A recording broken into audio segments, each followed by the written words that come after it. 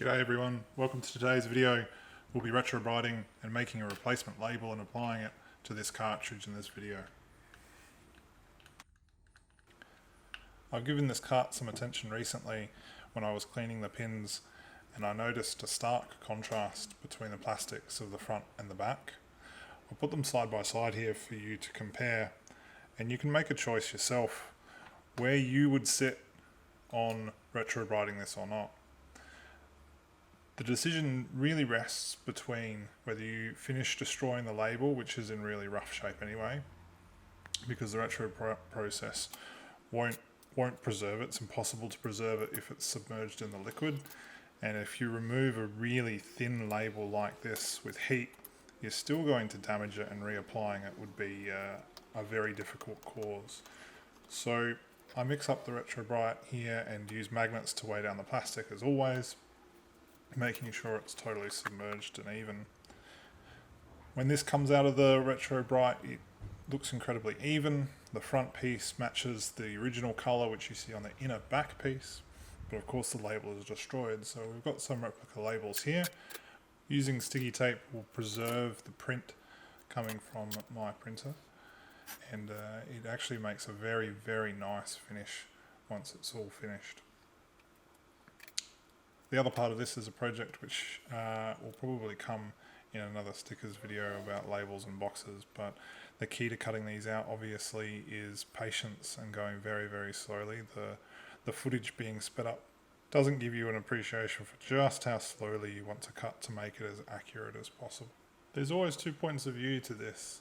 A replica label is never as good as an original, but an original which is 20 plus years old is never as good as a new one.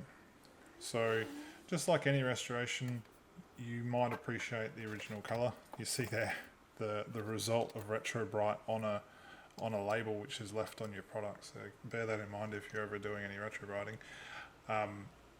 And you know, the lesson that you learn early when you are doing this is that separating all plastics, especially coloured plastics which you are not trying to reverse colouring of, even if it's just a print on the plastic, is something that you have to be mindful will also go in the wrong direction whilst you're repairing the plastics.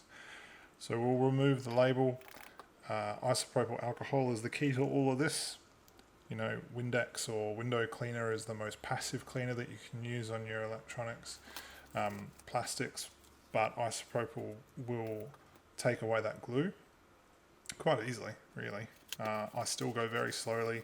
I still ensure that I'm not scratching the plastics, even if I'm putting a label on top of it, just the way that I like to do it.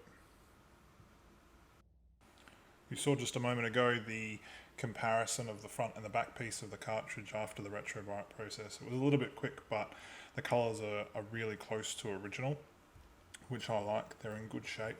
All these cartridges going in and out of Gameboys will have some scuff marks on the back, but that's fine in my opinion. I think in my opinion as well that the new sticker looks really, really fantastic. So we get to reassembling, really quite easy other than the proprietary screw that Nintendo like to use on their cartridges. I've been working on a few projects with replica stickers and boxes, and that video will be to come. The next most important part of any project is playtesting to make sure the game is still fun. Tetris is the most popular Game Boy game of all time, and Alexei Pajanov created something that he didn't get royalties for, but I think transcends time and generations. I think it's always fun. I think it's always got replayability, and it's always going to be good. Thank you for watching. Please like, subscribe, share, and we'll see you in the next video.